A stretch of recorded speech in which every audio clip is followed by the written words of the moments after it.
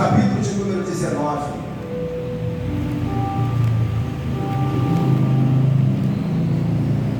No seu capítulo, no seu versículo 1 até o seu versículo 5, uma mensagem bem conhecida e pregada por muitos. Deus ministra no meu coração nesse dia de hoje, culto das irmãs. Aí você pergunta, o que é que o Evangelho de Lucas, no seu capítulo 19, tem a ver com culto das irmãs? Você vai entender até o final desta mensagem. Quantos acharam de dar graças a Deus? Vem comigo no seu versículo primeiro que diz assim: entrando em Jericó, atravessava Jesus a cidade. Versículo 2: eis que um homem chamado Zaqueu, o maior dos publicanos e rico, procurava ver quem era Jesus, mas não podia, por causa da multidão, por ser ele de pequena estatura. Versículo 4: então, correndo adiante, subiu ao sicomoro, a fim de vê-lo, porque ali haveria de passar. Versículo 5: quando Jesus chegou àquele lugar, olhando para cima, disse-lhe: Zaqueu, desce depressa, pois me convém ficar hoje em sua casa. Assente aplaudindo o nome do Senhor. É a melhor salva de palma que você já teve.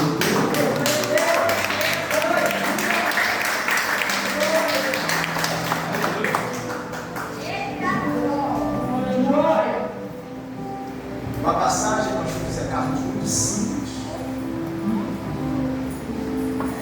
mas eu aprendi nesses meus anos de ministério que Deus, Ele faz coisas extraordinárias na simplicidade. Vou falar de novo para você poder já entender. A mensagem à vista de Diácono Vinícius, ela é simples, mas é dentro dessa simplicidade que Deus ele faz coisa extraordinária.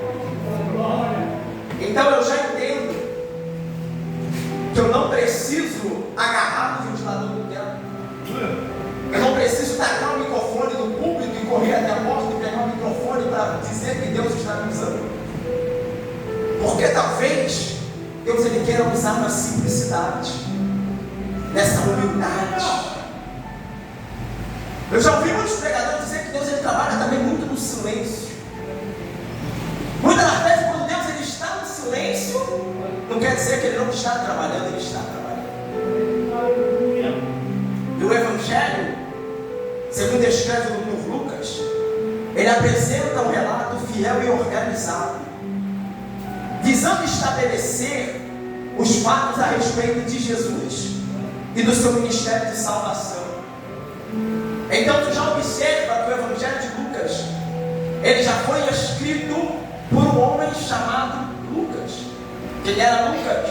Lucas era companheiro de Paulo. Ele não era só companheiro de Paulo, pastor Zé Carlos, nos momentos bons. Ele também era companheiro de Paulo na tribulação. Ele era também companheiro de Paulo quando Paulo sentia dor. Ele era companheiro de Paulo quando Paulo estava se alegrando. Quando Paulo estava sorrindo, Lucas ele era companheiro. E a narrativa vai dizer que agora no último julgamento de Paulo, quem vai ter com ele? Lucas. Então tu já observa que também na sua prisão, no seu momento de sofrimento, no seu momento de despedida, o amigo fiel, olha para cá e diga para mim assim: o amigo fiel, diga para mim, o amigo fiel, ele vai visitar no seu cativeiro. Um verdadeiro amigo não é aquele que te procura quando a carne está na brasa. Um verdadeiro amigo, Vinícius, não é aquele que se chama quando tu está com dinheiro no bolso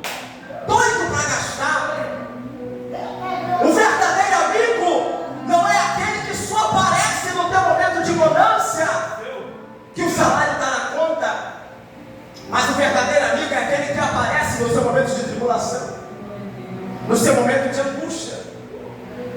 E Paulo, no seu último julgamento, ele precisou de um amigo a ponto dele dizer: somente Lucas está comigo, porque os demais se foram.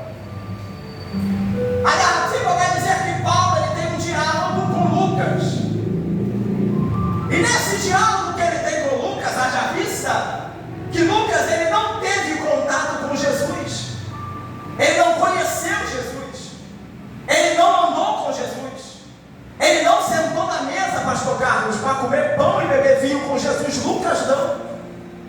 Tudo que Lucas ele profere nos seus dois evangelhos, Atos dos Apóstolos e o evangelho que dava até o nome, ele ouviu e ele de Paulo e ele acompanhava com os olhos.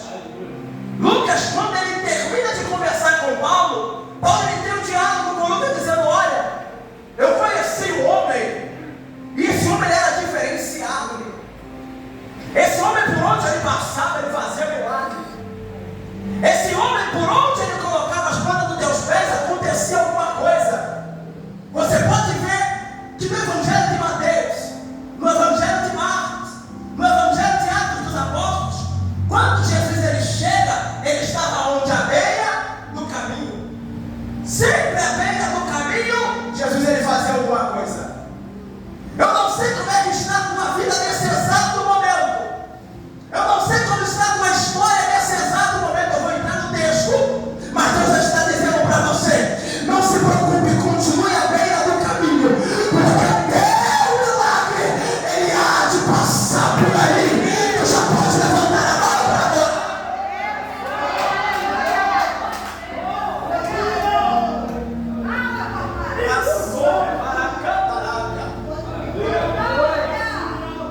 A situação às vezes leva a entender que o ambiente, a situação que nós estamos, não vai mudar o nosso quadro, não vai mudar a nossa história. O nosso coração, ele já tem vontade de fazer o quê? De parar. Por quê? Porque as coisas estão difíceis, a luta está gravada, e é o que está acontecendo dentro do Evangelho de Lucas, no seu capítulo 19. A Bíblia vai dizer que havia um homem nesse Evangelho de Lucas. E esse homem, ele era caluniado. Esse homem ele era julgado. Ele era apontado por causa de algo que ele fazia. E por causa disso que ele fazia, a narrativa vai dizer que parente, sangue do teu sangue, mãe que o gerara, virar as costas para ele. Pessoas o apontavam, chamando de ladrão, usurpador, traidor. Esse homem era chamado assim. Agora você já começa a imaginar, Diácono Zacátia, o psicológico desse homem abalado, destruído e deslacerado. Por quê? Por causa das acusações, por causa dos apontamentos. Pessoas que não entendiam que o teu nome na tradução original do grego para o traduzido quer dizer justo. Porque a palavra Zaqueu ela é uma linguagem grega que traduzida quer dizer justo. Aí você se pergunta: se Zaqueu ele era justo, por que ele era cobrador de imposto? Se Zaqueu era um homem justo, por que ele era cobrador de imposto? Mas o que o povo não consegue entender é que Zaqueu ele não cobrava imposto por livre e espontânea vontade. Ele estava amando do império. Ele estava prestando serviço. Já olha para cá. Vai ter sempre alguém que vai te aprontar pela posição que tu está ocupando. Vai ter sempre alguém que vai te julgar pela posição que tu está ocupando. Vai ter sempre alguém que vai se levantar com você pela profissão que tu está exercendo. Eu já quero trazer para dentro dos dias de hoje. Vai ter alguém que vai te apontar porque tu é diácono. Vai ter alguém que vai te apontar porque tu é pastor. Vai ter alguém que vai te apontar porque tu é missionária, diaconisa.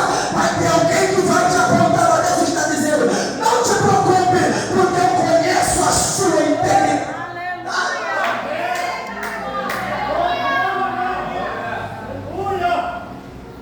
Vinícius, ele era justo. ele era cobrador de imposto. A Bíblia vai ser muito sucinta. Havia um homem chamado Zaqueu. Ele era um dos maiorais dos publicanos, ou seja, ele era chefe dos publicanos. Mas para ele ser chefe, ele ficou nessa profissão durante muito tempo. Então ele tinha pessoas a seu comando. Porque na real conjectura, Zaqueu ele não conhecia Jesus, mas ele quis conhecer por ouvir falar. Opa, alguém não pegou isso aqui não? Ele não conhecia, mas ele ouviu falar. E por ele ouvir falar, ele quis conhecer. Já é Deus dizendo para você: você pode até não saber quem é, mas vai ter alguém que vai falar que ele salva, que ele cura, que ele liberta, que ele transforma, que ele batiza, que ele ressuscita, ele traz a esperança. Até, meu Deus do céu, já levanta a mão para cima, meu amor. Glória a Deus, aleluia. Glória.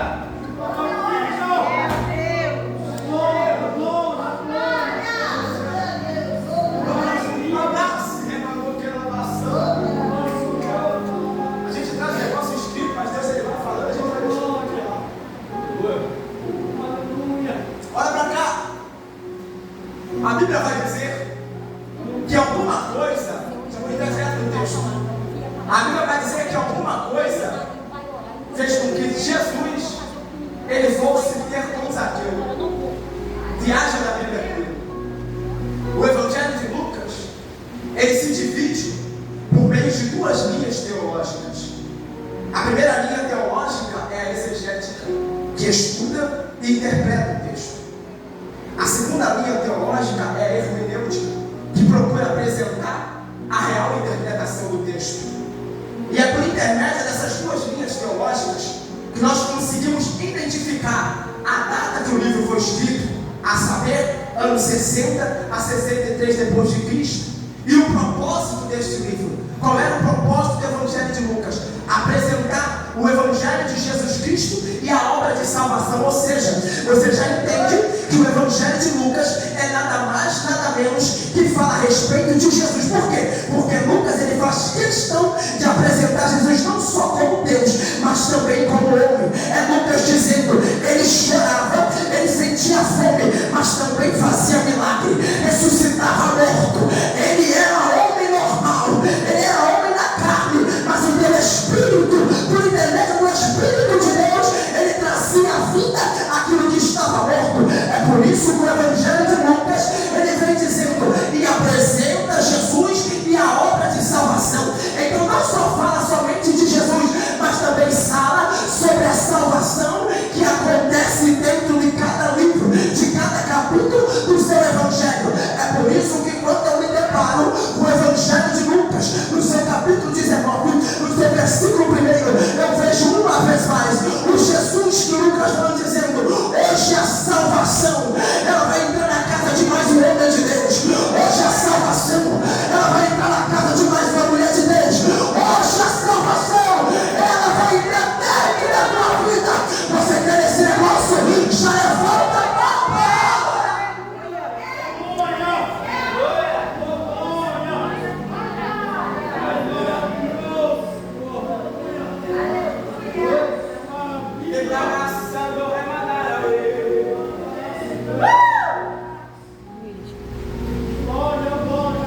Obras de salvação. Vamos lá, exegética bíblica. No seu capítulo 19, no seu versículo 1, você leu comigo que diz assim: e passando Jesus a cidade, atravessava. E passando e entrando Jesus em Jericó, ele atravessava. Então você já começa a observar comigo que logo no seu versículo 1, Jesus ele estava passando. Ele não tinha a intenção de ficar em Jericó. Ele estava passando para o local de sacrifício. Você vai ver isso no seu capítulo 20. E logo no seu versículo 2, o texto vai dizer: e havia um homem chamado Zaqueu, que era um dos maiorais dos publicanos.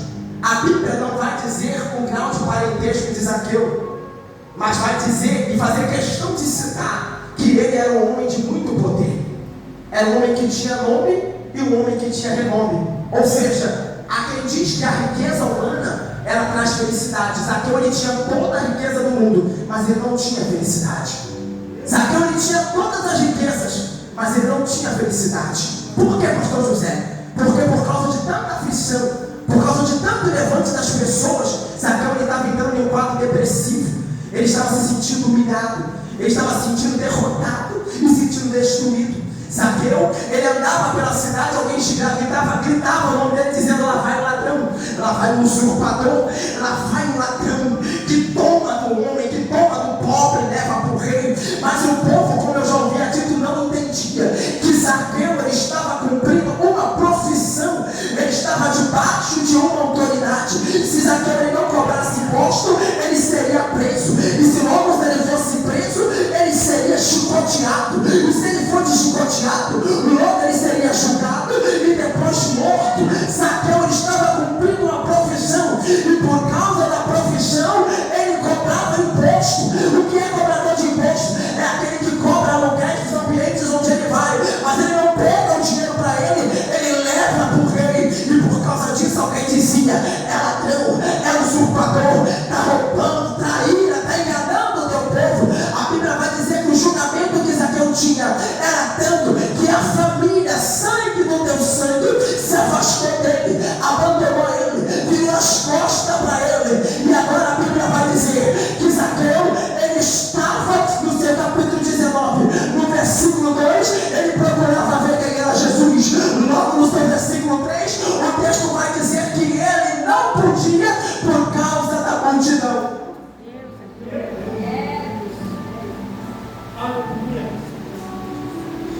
Duas coisas impediam Zaqueu de ver Jesus. Eu estou no versículo 3, só para acompanhar comigo na Bíblia. Duas coisas impediam Zaqueu de ter com Jesus. O texto ele foi muito sucinto. Primeiro, ele era homem de pequena estatura. Apesar de ser rico, ele era de pequena estatura. E a outra coisa era a multidão. Está no texto. Então tu já observa que por ele ser de pequena estatura e por causa da multidão, ele nunca conseguiria em sã consciência chegar até Jesus. Até porque ele não sabia quem era Jesus. Ele só sabia que Jesus haveria de passar, mas ele não sabia da filosofia, da pessoa de Jesus. Capítulo 3, procurava ver quem era.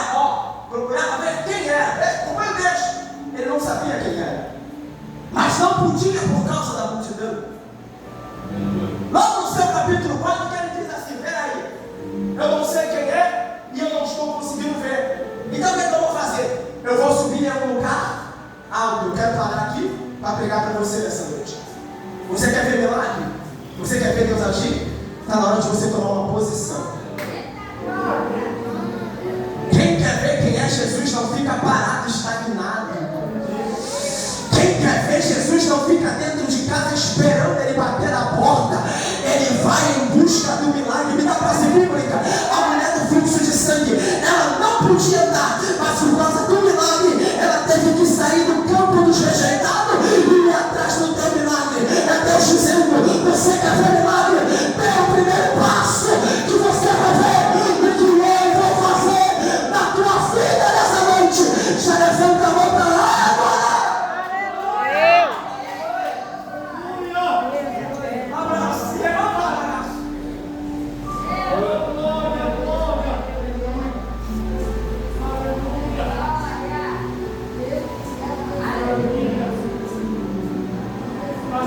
Eu vou deixar você adorar a Deus por um minuto enquanto eu bebo um copo de água aqui, amém?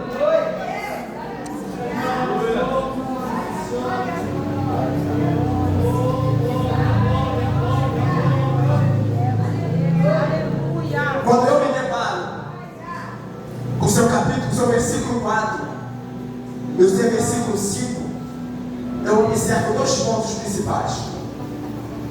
O primeiro ponto que eu observo é que para Zaqueu ele ter o teu milagre, ele precisou tomar uma atitude. Olha para o teu irmão e diga assim: uma atitude. Não, ele não ouviu, diga uma atitude. Versículo 4.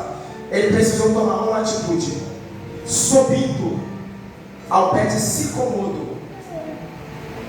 Qual foi a atitude de Zaqueu? Sair do seu lugar de estagnado e subir até o pé de sicômoro. Por que, Vinícius? Porque ele sabia que se ele por ser baixo, ele não podia ver de baixo. Mas se ele quisesse ver, ele tinha que estar por cima. Só dois pegou isso aqui. O diabo, ele nunca quer ver você por cima. Só um pegou agora. Ele sempre quer ver você por baixo. Minha esposa pegou. Satanás, o destruidor da sua alma, ele nunca quer ver você em cima. Ele quer ver sempre você embaixo. Ele sabe que enquanto você está debaixo do jugo, ele sabe que enquanto você está debaixo da devoração do diabo, você está dominado. Mas quando tu toma uma atitude e começa a subir um passo, Satanás ele já começa a ficar nervoso porque tu está tomando uma atitude. Satanás não gosta de pessoas que tomam atitude. Satanás não gosta de pessoa que ora pela madrugada. Satanás não gosta de pessoa que vem para consagração. Satanás não gosta de pessoas que buscam pelo teu ministério, que buscam pela tua casa. Satanás ele não gosta, Vinícius. Então quando nós tomamos uma atitude, ele fica desesperado. Por que, pastor José? É porque aquele homem que estava derrotado, aquela mulher que estava destruída, ele tomou uma atitude diante de Deus. Cadê você que vai tomar uma atitude hoje? Abre a boca para adorar, por favor.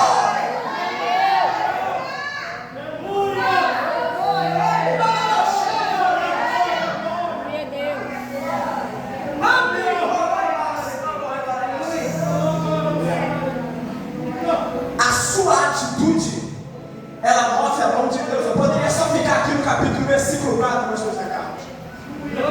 Eu poderia ficar só aqui, mas Deus ele quer que eu vá mais além. A sua atitude, ela move a mão de Deus. Mas você entenda, Zaqueu ele não estava em condição de tomar a atitude, mas a necessidade de ver o teu milagre fez com que ele tomasse uma atitude. É Deus perguntando para mim e para você: qual é a necessidade que você tem para ter milagre? Qual é a necessidade que tu está pedindo a Deus para tu ver o teu milagre? Abraço e volta para o texto comigo. Já coisa Kátia? Então ele sobe até o pé de sicômoro, a fim de ver quem era Jesus. Mas quando eu me deparo com o seu versículo 5, eu vejo o próprio Jesus olhando para cima e dizendo: Zaqueu, desce depressa, porque hoje me convém. Repita comigo a palavra: me convém. Peraí, se me convém, é porque ninguém me convidou. Se é de minha vontade, você não me convidou. Você não pegou isso aqui, não. Parou uma tarde, já pegou. Quando eu abro a minha Bíblia no Evangelho de Mateus, quando eu abro a minha Bíblia no Evangelho de Marcos, quando eu abro a minha Bíblia no Evangelho de Atos dos Apóstolos, eu vejo os discípulos chamando Jesus para casa. Mas quando eu me deparo com Atos 19, no seu capítulo, no seu versículo 19, no seu versículo 5, eu vejo Jesus dizendo: hoje eu quero estar na tua. Aleluia! Eu vou deixar você adorar. Hoje eu quero estar na tua casa. Ele não foi convidado, ele está se oferecendo para entrar na tua casa, para entrar na tua vida, no teu ministério, no teu casamento, no teu trabalho. Ele vai entrar dentro da tua casa. Levanta a mão para cima para ele. É bom.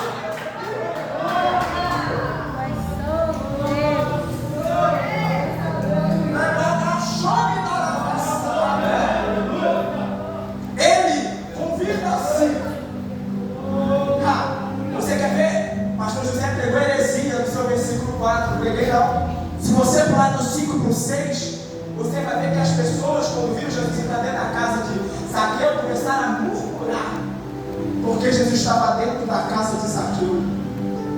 Se eles já estão falando de você sem Jesus ter entrado dentro da tua casa, imagina o que eles vão falar de você quando vê você sorrindo e Jesus dentro da tua casa, lado a lado contigo, segurando na tua mão, indo contigo para a igreja, para a consagração, para o culto de libertação, para o culto de doutrina. Olha Deus do céu, é Deus dizendo: você não está sozinho, o Todo-Poderoso, Ele está contigo hoje. Quem pode adorar a Deus? Quem pode adorar a Deus? Hoje Ele vai entrar dentro da tua casa.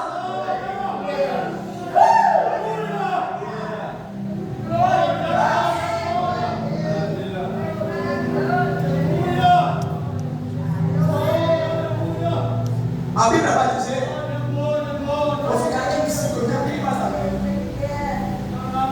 Eu quero ir mais além, eu vou ficar aqui. É Deus dizendo para mim e para você hoje: o tempo do sofrimento acabou, o tempo da acusação acabou. Aqueles que te apontaram vai ter que te aplaudir de pé.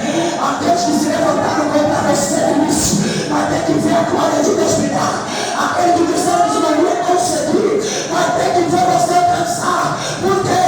Porque Jesus decidiu entrar dentro da minha casa. Você pode adorar, você pode adorar, você pode adorar. Ele vai entrar dentro da tua casa.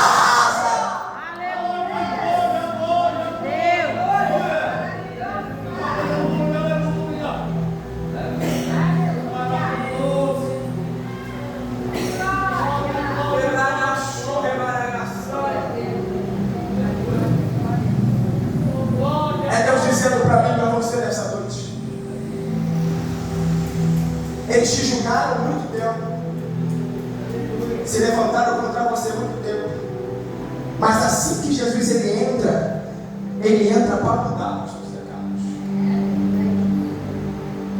Eu não aceito alguém que diz que Jesus entrou e continuou na mesma mesmice. Não aceito, que senão Jesus não entrou. Porque quando Jesus ele entra para mudar. Para mudar o que, pastor José? Primeiramente, ele te muda de dentro para fora. Aquele que te via de cabeça baixa, aquele que te via chorando, não vai te ver mais chorando, vai te ver sorrindo. Mas eles vão continuar apontando, pastor, eles vão. Mas agora não vão estar apontando só você, vai estar apontando o alfa, o ômega, o princípio, o meio, o fim, o último, o primeiro. Aquele que te chamou primeiro, aquele que escolheu entrar dentro da tua casa e fazer morada nela. É por isso que no Apocalipse, no seu capítulo 3, o texto vai dizer: eis que eu estou à porta e eu abro. Se alguém deixar eu entrar e abrir a porta, eu entrarei, cearei. Eu procurei no hebraico, no aramaico, a palavra cearei com ele. E sabe o que eu descobri, Vinícius? Que cear é nada mais, nada menos que se alegrarei com ele. É Deus dizendo para você: o tempo de sofrimento acabou, a tristeza acabou. Ele quer trazer alegria, Ele quer trazer paz para dentro da tua casa na noite desse dia. Porque no versículo 6, Zaqueu vai dizer: Senhor, se durante muito tempo, qual é o texto? Depois eu não tinha falado para a primeira heresia. Se eu tomei, eu quero devolver o dobro. Eu quero devolver o dobro. Por que Zaqueu ele fala isso? Eu procurei entender. Porque Zaqueu ele sentiu um arrependimento de dentro para fora. A mudança vem de dentro para fora. E a necessidade de mudança faz milagre. A necessidade de mudança, ela gera milagre. É Deus dizendo: o quanto você tem sido humilhado pelo seu chamado dentro da igreja. O quanto você tem sido humilhado pelo teu chamado dentro da igreja. Talvez você já tenha estado em depressão, com vontade de parar, com vontade de desistir. Eu estou falando você por ser mulher de mesa de consagração, nos ministros do Evangelho, que sobe nessa tribuna todo dia e ora por esse ministério. Quantas pessoas te apontaram por causa do teu chamado, por causa daquilo que você tem? Quantas pessoas te levantaram o dedo contando para você. Agora é Deus dizendo dentro da tua palavra. Eles podem até te apontar, mas eles não vão conseguir te derrubar. Porque com você está Jeová de Sabaote, o Deus Todo-Poderoso, e Yeshua Amashiach, o Emanuel. Ele entrou dentro da tua casa, de comparação bíblica. Agora, Micael a teu lado, desce à tua direita, mas você não será atingido. Por quê? Porque os teus anjos na ordem a teu respeito, para te matar em todos os teus caminhos. Levanta a mão para a Fica de pé comigo, por gente. Fica de pé.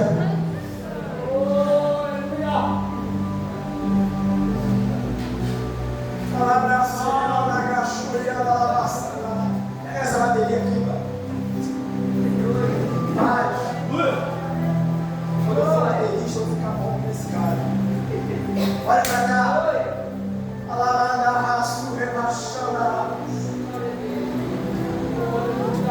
O mesmo Deus que tocou na vida de vocês está nos trazendo aqui nessa noite, nesse dia.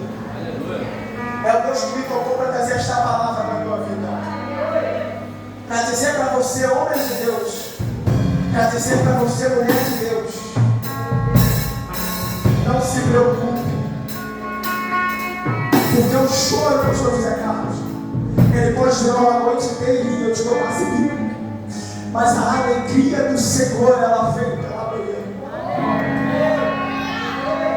Alguém do lado de fora olhou pela janela, olha só, Satanás, olha, esse é meu isso. Olha para o irmão e diga assim, Satanás. Não, irmão, eu digo Satanás. Agora, ele não vai mais te olhar pela porta, mas ele vai te olhar pela janela, porque ele não pode mais entrar, porque dentro da tua casa está Jesus de Nazaré. Veja a presença de Deus na tua casa. Agora chorará, tocará ele. Ela vai entrar na tua vida nessa noite. Ela vai entrar no teu coração nessa noite. Satanás, ele vai te olhar pelo lado de fora, porque ele não vai mais conseguir entrar, porque onde Jesus está, alguma coisa acontece. Onde Jesus está, alguma coisa acontece. Levanta a mão para adorar, levanta a mão para adorar. Oh,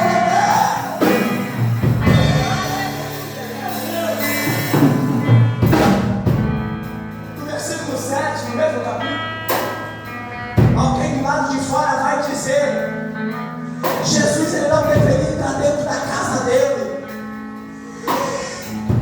não deveria estar lá dentro. Só vamos falar para você que Jesus não deveria estar na tua casa quem tem inveja do Deus chamado. Alavracia, Managas. Tem inveja do Deus chamado, daquilo que Deus preparou para você. Aleluia. Mas eu deixo dizendo, vai falar, pode apontar, mas Jeová na minha casa está. É por isso que eu estou alegre. É por isso que eu estou alegre.